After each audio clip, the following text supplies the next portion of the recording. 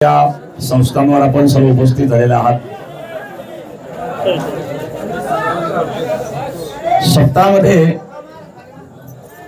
प्रवचन चालू असताना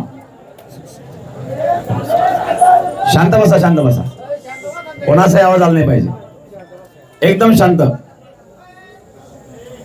कळत नाही तुला तिकडं काय मध्ये ओरडतोय? सप्ताह चालू असताना जवळजवळ 1.5 तासाचं आपलं प्रवचन होतं आणि त्या प्रवचनामध्ये एक प्रसंग चालू होता भीष्माचार्यांचा।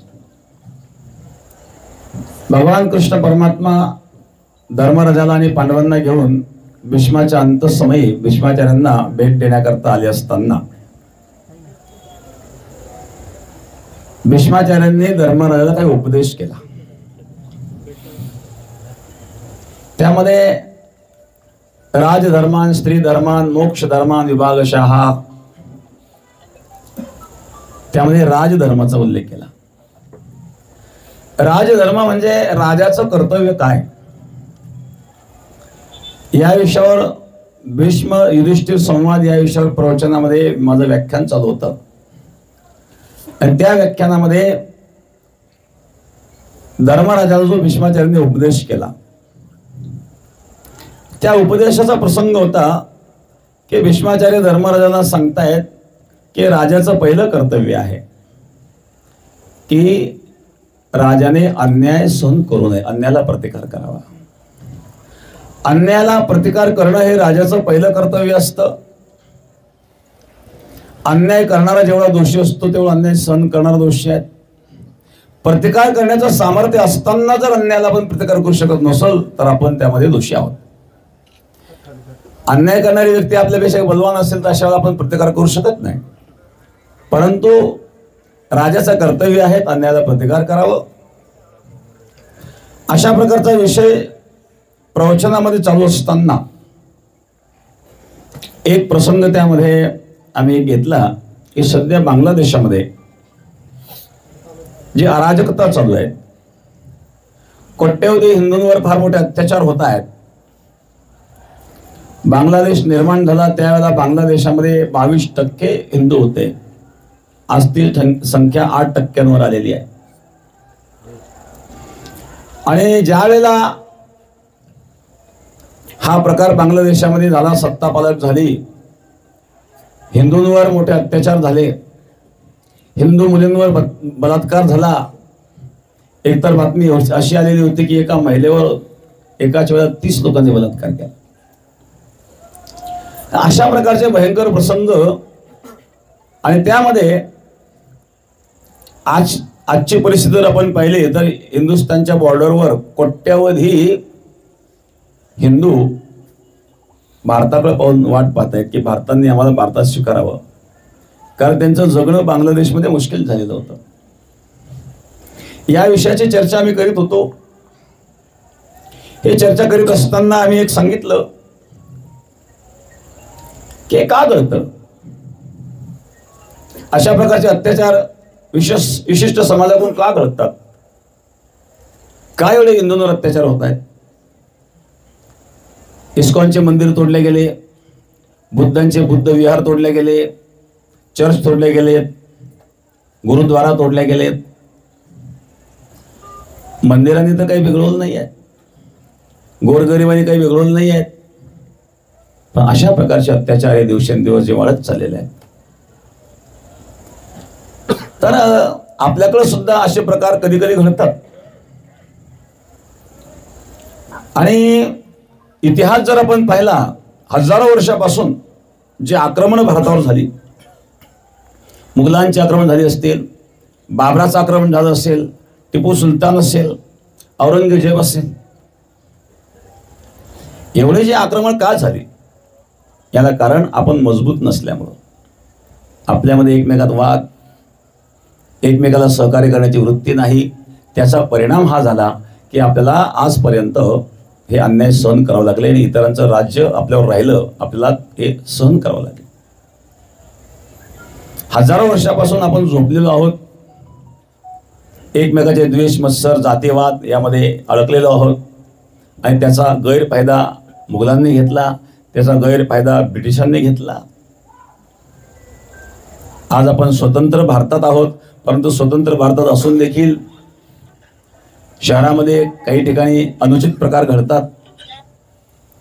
तर अशा प्रकारचे अनुचित प्रकार जेव्हा घडतात तर त्यावेळेला आपण एकत्रित असून मजबूत असलं पाहिजे.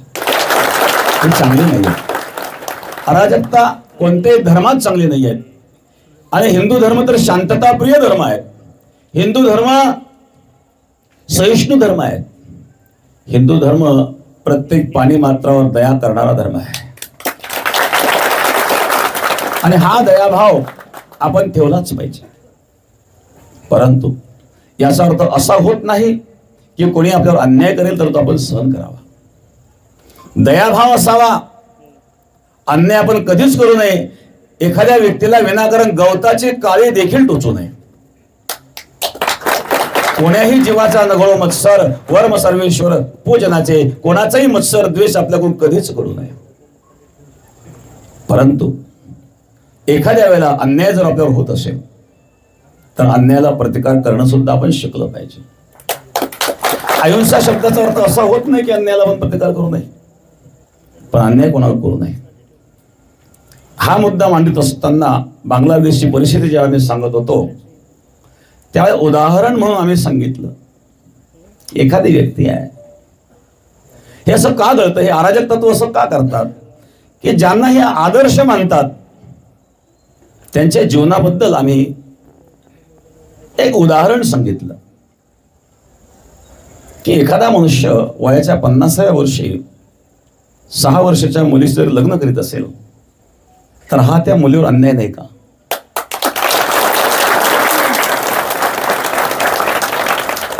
मला एका पत्रकाराने प्रश्न विचारला होता. म्हणले महाराज मग तुम्ही दुसऱ्या धर्मावर का बोलता? का बोलता विषय नाही. संविधानाने प्रत्येकाला स्वातंत्र्य दिलेलं आहे बोलण्याचं. दुसरी महत्वाची गोष्ट यामध्ये अशी आहे की जे काही आम्ही बोललेलो आहेत ते ग्रंथात लिखित आहे. आम्ही स्वतःच्या मनाने बोललो नाही किंवा असत्य बोललो नाही. आणि विश्लेषण करण्याच्या प्रक्रिया प्रत्येकाच्या भिन्न भिन्न असतात. जे आम्हाला वाटलं ते आम्ही बोललो. काय वाटलं आम्हाला एक वाटलं की एखादी व्यक्ती, या ठिकाणी मी नामनिर्देश करीत नाही, नामनिर्देश झालेला आहे त्यावेळेला, एखादी व्यक्ती 50 वर्षाची व्यक्ती 6 वर्षाच्या मुलीशी जेव्हा विवाह करते, विवाह होत असतो, तर त्यावेळेला आणि अशा व्यक्तीला आदर्श मानणाऱ्या जे अराजक तत्व आहे तर अशा लोकांकडून ह्या घटना घडतात. माझं मत या ठिकाणी असं आहे की प्रत्येकाने शांतता पाळली पाहिजे. प्रत्येक धर्मियांनी शांतता पाळली पाहिजे. मग हिंदू असतील, मुस्लिम असतील, शीख असतील, बौद्ध असतील, प्रत्येक धर्मामध्ये अराजक तत्व असतात. प्रत्येक धर्मामध्ये चांगल्या विचाराचे देखील लोक असतात. जे चांगल्या विचाराचे लोक आहेत त्यांनी एकत्रित येऊन काही कुप्रथा ज्या आपल्या धर्मामध्ये असतात त्या बाजूला करण्याचा प्रयत्न केला पाहिजे. हिंदू धर्मामध्ये काही कुप्रथा होत्या, त्याला विरोध झाला, हिंदू धर्माने ते स्वीकारला आणि त्या कुप्रथा दूर केल्या. तसं एखाद्या धर्मामध्ये जर एखादी अशी काही कुप्रथा असेल, ती कुठल्याही व्यक्तीकडून असो, पण त्या कुप्रथेमुळे जर एखाद्या व्यक्तीवर अन्याय होत असेल तर माझं मत असं आहे की मुस्लिम मंडळींनी सुद्धा एकत्रित विचार करून अशा कुप्रथा दूर करण्याचा प्रयत्न केला पाहिजे. म्हणून धर्म कुठलाही असो, एक माणुसकी हा सर्वात मोठा धर्म आहे आणि माणुसकी या धर्मानुसार हे अनुचित आहे असं मला वाटलं आणि ते मी व्यक्त केलं. आता त्यामध्ये माझं संपूर्ण प्रवचन जर ऐकलं तर हा मुद्दा लक्षात येतो. परंतु काहींनी काय केलं, तेवढीच क्लिप कट केली आणि ते व्हायरल केली आणि त्यामुळे तो गैरसमज निर्माण झाला. खरं त्याच्या पाठीमागचा माझा उद्देश हा होता की बांगलादेशामध्ये जे काही अराजकता घडलेली आहे आणि त्या अराजकतेला कारण जे आहे ते कारण म्हणून तो एक उदाहरण मी त्या ठिकाणी दिलं होतं. हा मूळ उद्देश माझा बांगलादेशामध्ये घडलेल्या हिंदूंवर अत्याचारांना आणि त्या ठिकाणी वाचा फोडावी आणि अशा प्रकारे समाजाने याचा विचार करावा। आणि यामध्ये मी एक सांगितलं की जो प्रकार बांगलादेशामध्ये घडत आहे, आपण जर सावध झालो नाही तर आपल्याकडे सुद्धा असा प्रकार घडू शकतो। आणि म्हणून आपण एकत्रित राहिलं पाहिजे आणि अन्यायाला प्रतिकार करायला देखील आपण शिकलं पाहिजे। हा त्या संपूर्ण प्रवचनाचा एक मुद्दा होता। वेगवेगळ्या प्रकारचा इश्यू केला, काही राजकीय लोकांनी त्याचा फायदा घेतला असेल। आम्ही राजकीय नाही, राजकीय कुठल्याही पक्षाचे समर्थक नाही आणि राजकीय कुठल्याही पक्षाचे विरोधक नाही। आम्ही कुठल्याही धर्माचे समर्थक नाही, कुठल्याही धर्माचे विरोधक नाही, परंतु हिंदू धर्मामध्ये आमचा जन्म झालेला असल्यामुळे आमचं सर्वस्व सनातन आहे आणि आमचा हा उद्देश आहे, आपण आपल्या धर्माचं पालन करावं। स्वधर्म निधनम श्रेयः परधर्मो भयावह। स्वतःच्या धर्माचं पालन करण्याकरता किती कष्ट झाले तरी चालेल, आपण आपल्या धर्माचं पालन करावं, पण दुसऱ्याच्या धर्माचा स्वीकार करू नये आणि दुसऱ्याच्या धर्माचा आदर मात्र करावा। दुसऱ्याच्या धर्माचा आदर करावा, स्वतःच्या धर्माचं पालन करावं, हा आमचा एक पाठीमागचा शुद्ध उद्देश आहे। आणि कोणी जर त्याला राजकीय अर्थ लावित असेल तर तो सुद्धा चुकीचा आहे। राजकारणाचा आमचा संबंध नाही, संत राजकारणाच्या पलीकडे असतात। राजकीय पक्षाचे लोक आमच्याकडे येत असतील, जात असतील, सर्वच पक्षाचे लोक येतात, भारतीय जनता पार्टी लोक येतात, काँग्रेसचे लोक येतात, राष्ट्रवादीचे लोक येतात, सेनेचे लोक येतात, सर्वच आपल्याकडे येतात। परमार्थ सर्वांचा आहे। सगळाच येथे आहे अधिकार, कलियुग उद्धार हरीच्या नामे। ब्राह्मण क्षत्रिय वैश्य शूद्र चांडाळ आहे अधिकार, बाळे नारी नर आदी करून विषही सर्वांना अधिकार आहे। कोणत्याही जातीचा असू द्या, कोणत्याही पंथाचा असू द्या। यारे यारे लहान थोर याती भलते नारी नर, करावा विचार नलगे चिंता कोणाची। हा विचार आपण करावा। नारी नर असो, लहान असू द्या, मोठे असू द्या, कुठल्या जातीचे असू द्या, न पाहे याती कुळाचा विचार। भक्त करुणाकर ज्ञानाबाई। वारकरी संप्रदायामध्ये सर्व जातीचे सर्व पंथाचे संत होऊन गेलेले आहेत, त्यामध्ये मुस्लिम सुद्धा आहेत। कबीर मोमिन लतीफ मुसलमान सेना नहावी जान विष्णुदास। वृंदावनला रसखान नावाचे एक संत होते, मुसलमान होते। ताज नावाचे एक संत होते, मुसलमान होते। इथं धर्माचा विषय नाही आहे, इथं अराजकतेचा विषय। अराजक तत्व जे असतात आणि आपण काय असतो, आपण ज्यावेळेला जातीमध्ये विभागले जातो आणि अराजक तत्व त्याचा गैरफायदा घेतं, अशा वेळेला आपण सावध राहिलं पाहिजे। हा त्याच्या पाठीमागचा आमचा शुद्ध उद्देश आहे। कोण इश्यू करणार आणि कोण त्याचा काय अर्थ करणार, हा ज्याचा त्याचा विषय आहे आणि हे माझं स्वतःचं मत मी या ठिकाणी स्पष्ट केलेलं आहे। या ठिकाणी बरेच काही चॅनलवाले या ठिकाणी उपस्थित आहेत, आपण चांगल्या प्रकारचे दाखवावं। बऱ्याच चॅनलवाल्यांनी हा मुद्दा उचलून धरला, गंगागिरी महाराजांच्या सप्ताहामध्ये केलेलं वक्तव्य। पण गंगागिरी महाराजांच्या सप्ताहामध्ये 7 दिवसामध्ये 25 लाख लोक येऊन गेले। या 25 लाख लोकांची भोजनाची व्यवस्था कशी झाली, 10,000 लोक रात्रंदिवस भजन कसे करीत होते, हे एकाही चॅनलने दाखवलं नाही। का दाखवलं नाही? म्हणजे याचा अर्थ असा आहे की ज्या गोष्टी चांगल्या घडतात त्या तुम्हाला दाखवायच्या नाहीये। या ठिकाणी एवढा मोठा लाखो समाज एकत्रित येतो, लोक घरदार सोडून भजन करण्याकरता येतात आणि त्या ठिकाणी तो भक्तीचा आनंद, भक्तीचा रस, एवढे लाखो लोक त्या ठिकाणी असताना देखील कुठली अराजकता कधी होत नाही। प्रत्येक मनुष्य स्वयंशिस्त असतो, तिथं पोलीसची सुद्धा यंत्रणेची गरज पडत नाही। इतका आदर्श आणि 177 वर्षापासून चालू आहेत, द्विशताब्दीच्या जवळ चाललेलो आहोत आपण। 250 वर्ष पूर्ण होऊन गेलेले आहेत, शतकाचे शतक चाललेत। देशाला स्वातंत्र्य मिळण्याच्या 100 वर्ष आधीपासून ही परंपरा चालू आहे। या परंपरेमध्ये चांगल्या गोष्टी काय काय घडतात यापैकी एकही शब्द कुठल्याही चॅनलवाल्याने दाखवला नाही, हे दुर्दैव आहे। आणि थोडी क्लिप आणि बाजूला काढून त्यावर इश्यू करण्याचा प्रयत्न केला जातो। ज्या वेळेला कांची कामकोटीचे शंकराचार्य यांना जयललिता यांनी अटक केली होती, जयललिता मुख्यमंत्री असताना त्यांना अटक झाली होती खुनाच्या आरोपावरून। अनेक चॅनलवाल्यांनी, काही चॅनलवाल्यांनी महिना दाखवलं, पण तो खरोखर जेव्हा सुप्रीम कोर्टाने त्यांना निर्दोष सोडलं, एकाही चॅनलची हिंमत झाली नाही दाखवायची। का नाही?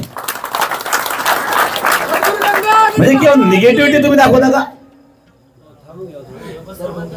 एवढे मोठे पॉझिटिव्ह कार्य त्या ठिकाणी घडतं. 25-25 लाख लोक एकत्रित येतात, गुण्यागोंदाने राहतात आणि एवढी व्यवस्था. आजच्या काल्याच्या प्रसादाला 12,000 त्या ठिकाणी स्वयंसेवक होते. ते गावकरी रात्रंदिवस झटत होते. दशमीच्या दिवशी 1 लाख लिटर आमटी लागलेली आहे. 3-3, 4-4 लाख लोक दररोज त्या ठिकाणी भोजन करीत होते. एवढं मोठं समाजाला एकत्रित करण्याचं, समाजाला सन्मार्गाला लावण्याचं कार्य कोणी केलं? 2016 मध्ये त्यावेळेला 1.5 लाख तरुणांना व्यसनमुक्तीची शपथ दिल्याची वर्ल्ड रेकॉर्ड आपण आपल्या सप्ताहामध्ये केलेला आहे. गणेश बुक मध्ये ज्या सप्ताहाची नोंद झालेली आहे त्या सप्ताहाचं कार्य 250 वर्षापासून चालू आहे. त्याबद्दल मात्र एक शब्द बोलण्याची यांची हिंमत नाही आणि हे थोडीशी क्लिप बाजूला करून आणि त्याला राजकीय स्वरूपात देण्याचा प्रयत्न करतायत. मी सर्व जेवढे काही नॅशनल चॅनल्स किंवा जेवढे चॅनल असतील त्या सर्वांना या ठिकाणी पुन्हा सांगेल की तुम्ही तोडफोड करून वाक्य दाखवू नका. त्या प्रवचनामध्ये मी उदाहरण सांगितलं, भीष्माचार्यांचं उदाहरण सांगितल्यापासून जो काही मुद्दा आहे तो संपूर्ण मुद्दा तुम्ही बघा. संपूर्ण मुद्दा बघितला तर त्याचा अर्थ तुम्हाला कळेल. त्यातली एखादी छोटीशी क्लिप बाजूला करायची, समाजामध्ये संभ्रम निर्माण करायचा हे उचित नाहीये. आणि मी सर्व तरुणांना सांगेल, आपली हिंसाचाराची संस्कृती नाही आहे. कुठलाही अनुचित शब्द आपल्या मुखातून कधी निघाला नाही पाहिजे. कोणाबद्दलही अनुचित शब्द निघाला नाही पाहिजे. आपली सहिष्णुतेची संस्कृती आहे. फक्त यातून आम्ही एकच सांगितलंय की अन्याय घडत असेल तर त्या अन्यायाला आपला प्रतिकार झाला पाहिजे. हा महत्वाचा मुद्दा आहे. आपण का सहन करावं, एकमेकाला सहकार्य केलं पाहिजे. आणि त्याकरता बांगलादेशाचं उदाहरण मी देऊन, आणि ते उदाहरण देताना हा दृष्टांत म्हणून मी सांगितलं की अराजक लोक अशा व्यक्तीचा आणि आधार घेतात आणि त्यामुळे ही अराजकता वाढते. मग अशा लोकांकडून आपण काय अपेक्षा करणार? म्हणून आपण स्वतः मजबूत झालं पाहिजे. जो प्रकार पूर्वी घडत गेलेला आहे, मंदिरं तोडले गेले. भगवान कृष्ण परमात्म्याचं जन्मस्थान मथुरेला ते आजही ते आपल्या ताब्यात नाहीये. काशी वाराणसीला ज्योतिर्लिंग आहेत, नंदी त्या समोर आहेत, खालचा ढाचा पूर्ण मंदिराचा आहेत, हे सर्वांना माहिती आहेत. आलमगिरी ग्रंथामध्ये उल्लेखही आहेत. औरंगजेबाने ते मंदिर तोडलेलं आहे, त्यांच्या ग्रंथामध्ये उल्लेख आहेत. मग हे का तोडलं गेलं तर त्यावेळेला आपण जागृत नव्हतो. आपल्या असावधानीचा गैरफायदा कोणी घेऊ नये याकरता आपण सावध राहावं, हा दृष्टिकोन आम्ही त्या ठिकाणी ठेवलेला होता. हा उद्देश आमचा त्या पाठीमागचा होता आणि हा उद्देश आम्ही या ठिकाणी आता पुन्हा बोलून दाखवलेला आहे. आणि म्हणून यापेक्षा आणखी वेगळ्या प्रकारचे प्रश्न कुठल्याही चॅनलवाल्यांनी आम्हाला विचारू नये. कारण आमच्या प्रश्नात जो मुद्दा आलेला होता तो मुद्दा मी या ठिकाणी पुन्हा रिपीट केलेला आहे. आणि आमचा मूळ उद्देश सुद्धा या ठिकाणी आम्ही या ठिकाणी मांडलेला आहे. आणि हे आम्ही मांडलेलं आहे की कुठल्याही राजकीय पक्षाशी आमचा संबंध नाही आहे.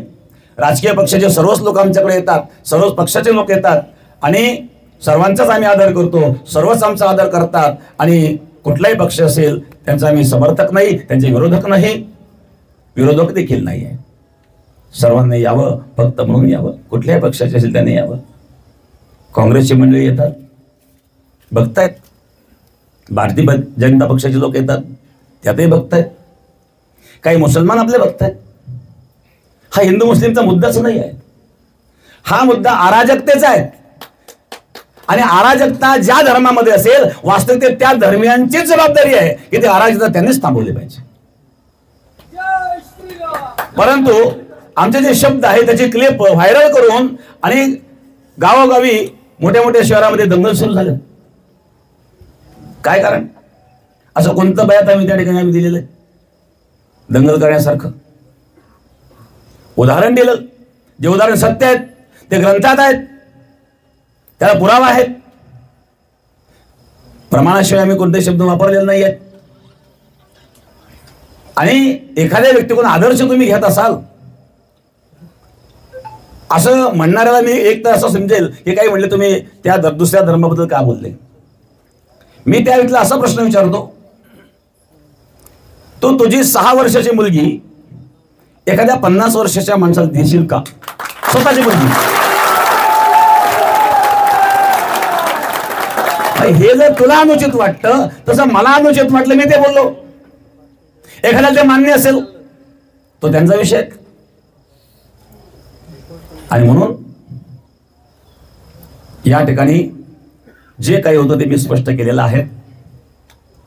आणि इथून आणखी मी पुन्हा एक गोष्ट स्पष्ट करतो की पुन्हा पुन्हा मीडियाने आमच्याकडे येऊन त्रास देऊ नये. जी बाजू आहे ती स्पष्ट मी मांडलेली आहे आणि त्या विषयावर मी ठाम आहे.